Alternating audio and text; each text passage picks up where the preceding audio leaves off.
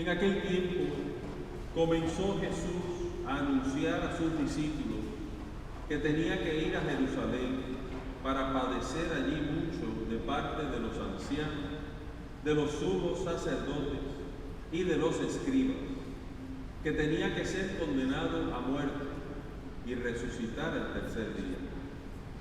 Pedro se lo llevó aparte y trató de disuadirlo diciendo: no lo permita Dios, Señor, eso no te puede suceder a ti.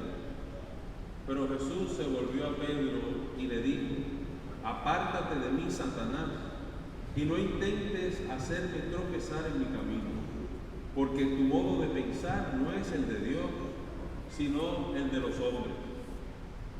Luego Jesús dijo a sus discípulos: el que quiera venir conmigo, que renuncie a sí mismo, que tome su cruz y me siga.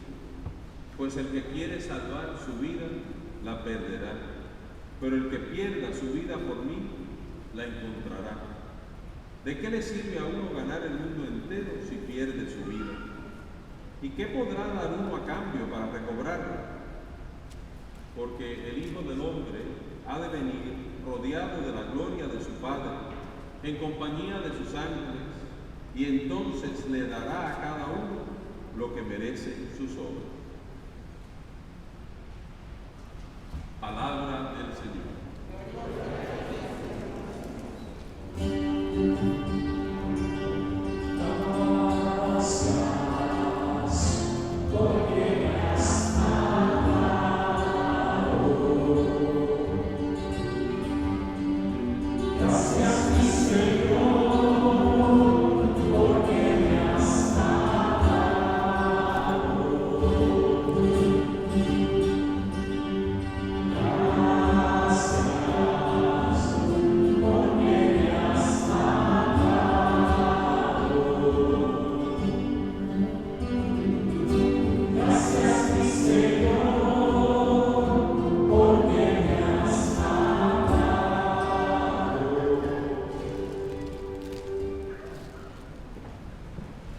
Hermanos y hermanas en el Señor, parece que todas las semanas hay algo nuevo, ¿verdad? Hemos tenido un año tremendo, este año 2020, ya estamos casi empezando septiembre. Eso quiere decir que este noveno mes es ya 75% del año.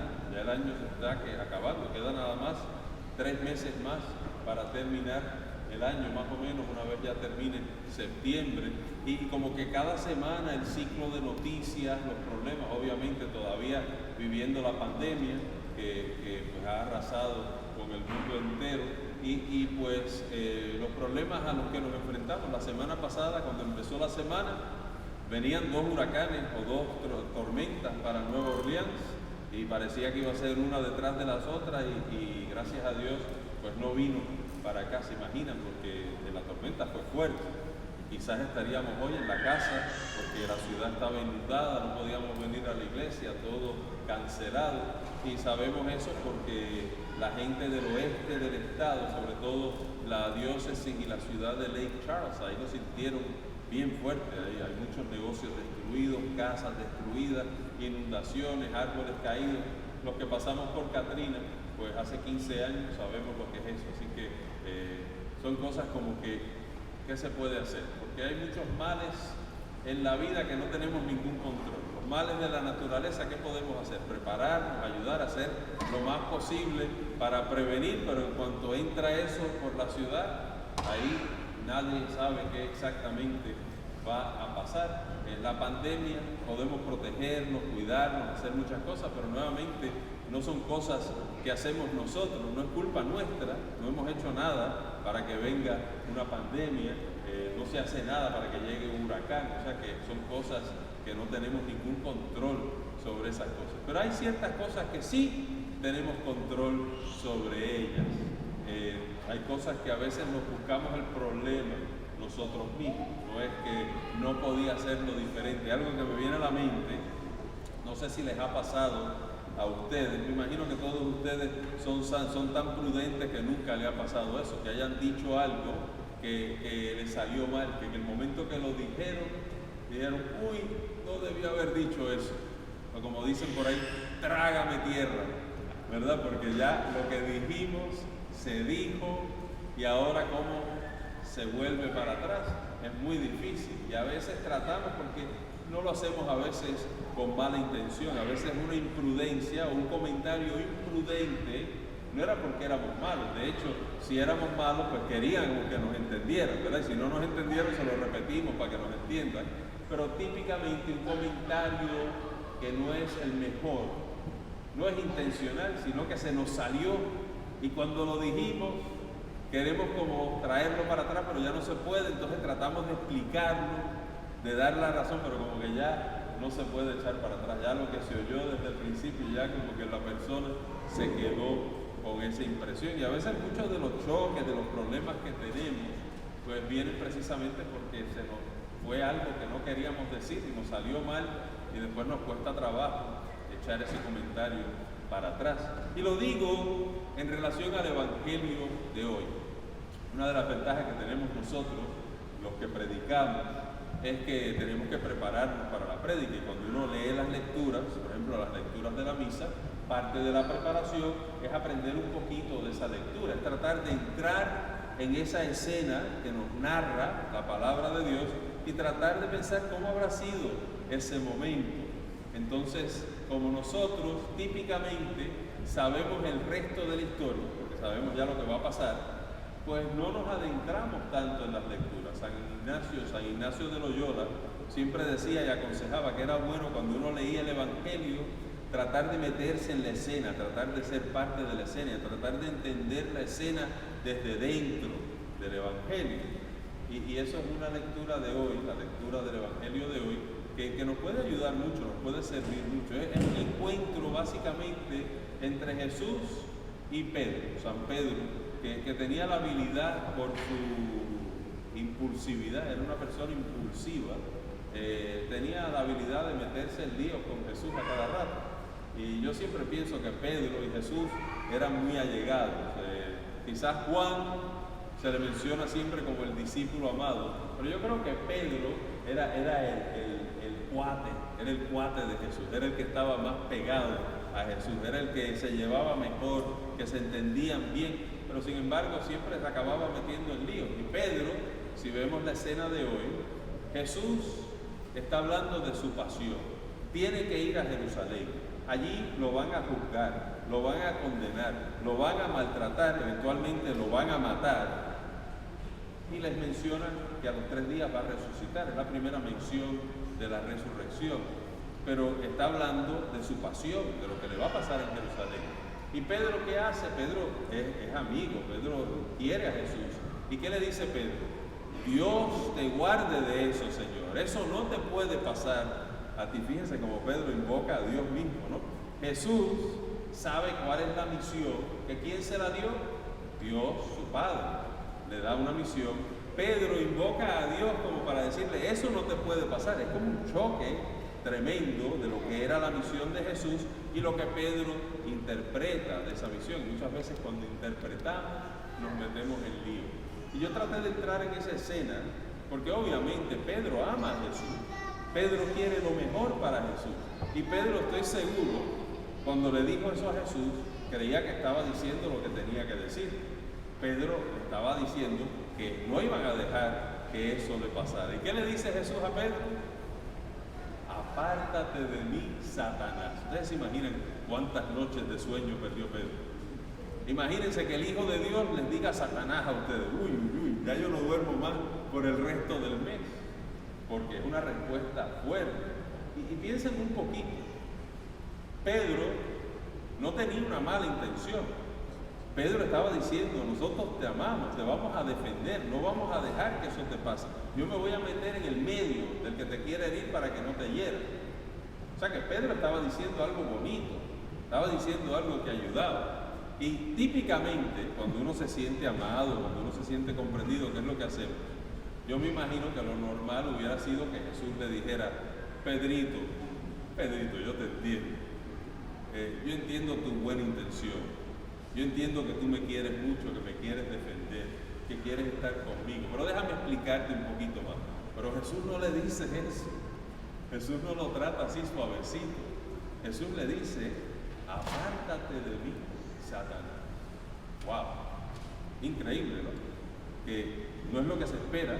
Y el pobre Pedro, me imagino, se habrá quedado paralizado porque no estaba esperando. Él estaba tratando de ser bueno y de momento le dan esa respuesta. Pero es importante entender un poquito. Jesús amaba a Pedro. Jesús vivía con Pedro, estaban cerca. Jesús lo había nombrado uno de sus discípulos. Más tarde lo va a nombrar el principal entre ellos. Pero Pedro no está hablando de parte de Dios. Pedro no está hablando inclusive de parte de Pedro. Y por eso Jesús reconoce quién es el que está hablando a través de Pedro. Apártate de mí, Satanás. Fíjense qué interesante, porque ¿cuántos de ustedes se llevan bien con todo el mundo? Que levante la mano el que se lleva bien con toda la humanidad. ¿Alguien ha tenido algún problema con otra persona alguna vez en toda su vida? Claro, todos. Pero cuando tenemos un problema con alguien, es importante darnos cuenta que probablemente el problema no es con esa persona. Siempre metido en esas relaciones malas está Satanás, que es el que está metiendo esas malas ideas, o el que está diciendo cosas en la boca de otra persona, como lo hizo a través de Pedro.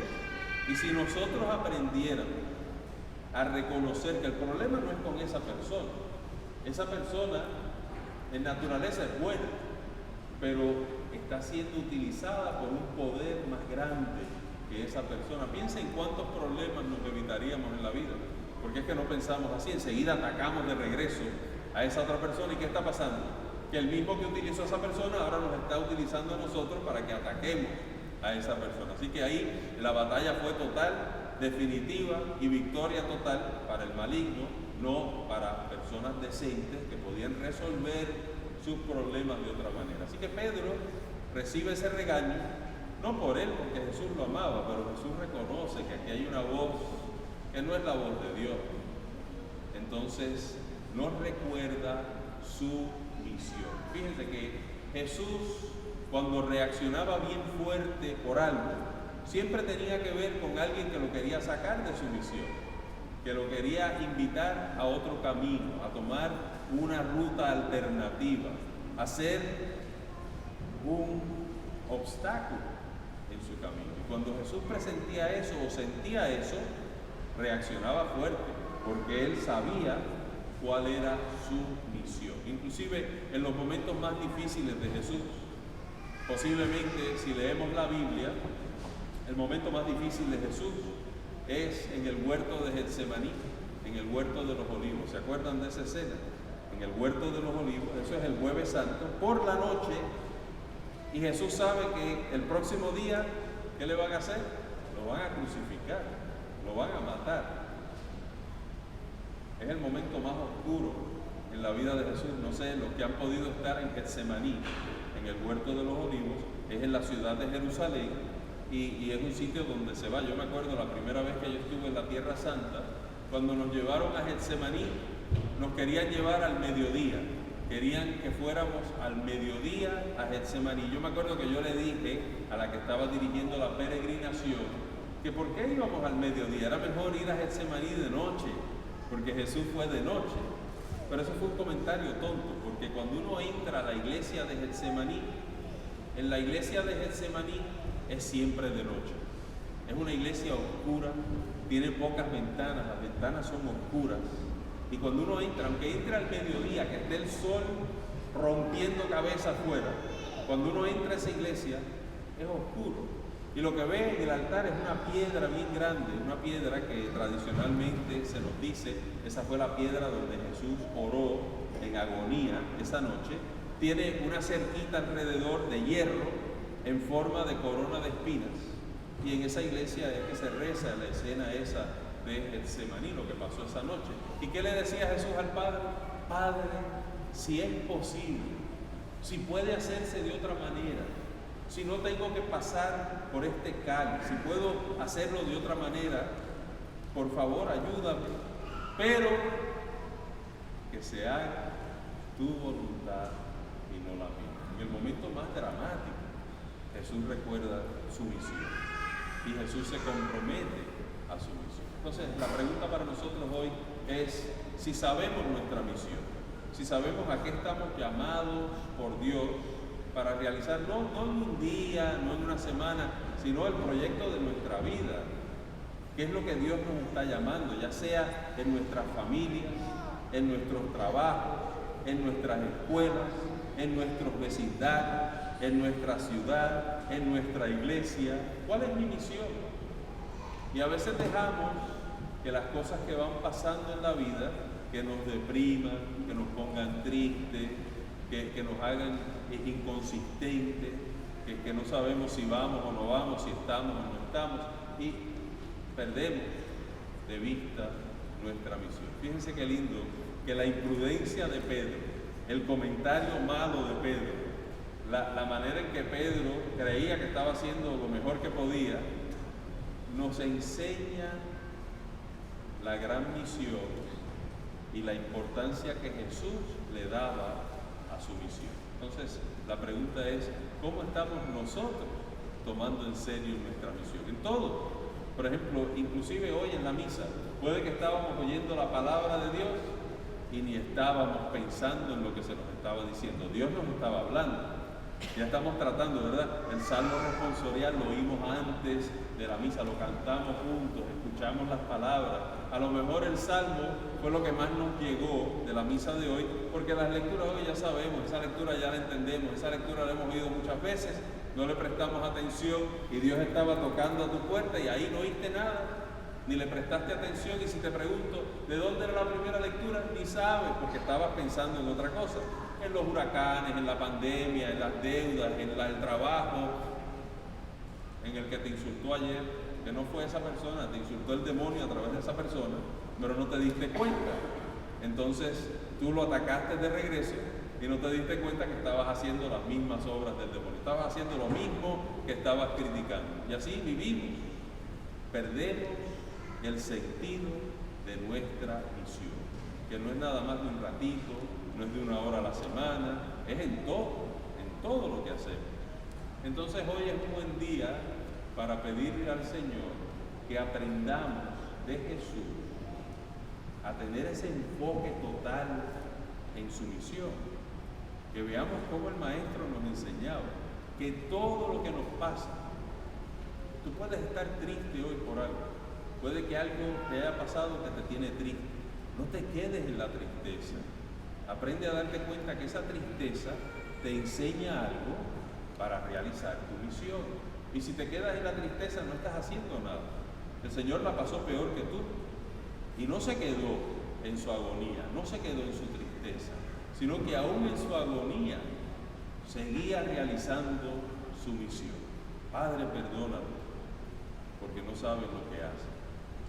Hoy mismo estarás conmigo en el paraíso. Hijo, ahí tienes a tu madre. ¿Qué ejemplo más tremendo, ¿verdad?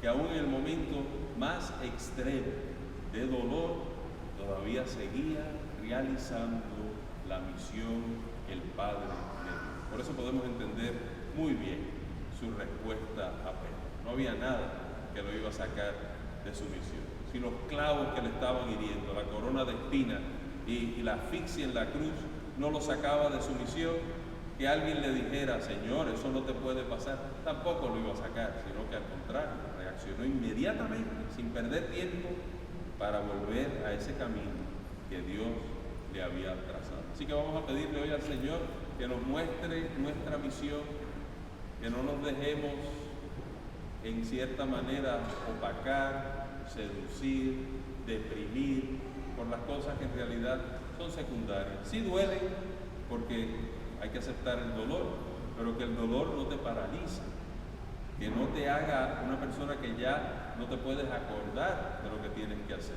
Que Dios nos pueda ayudar a seguir ese ejemplo y, como decía antes, bendito San Pedro, que en su impulsividad y en su buena intención y en su comentario que pensaba que era lo mejor que podía decir, Jesús lo regaña un poquito fuerte, ¿verdad?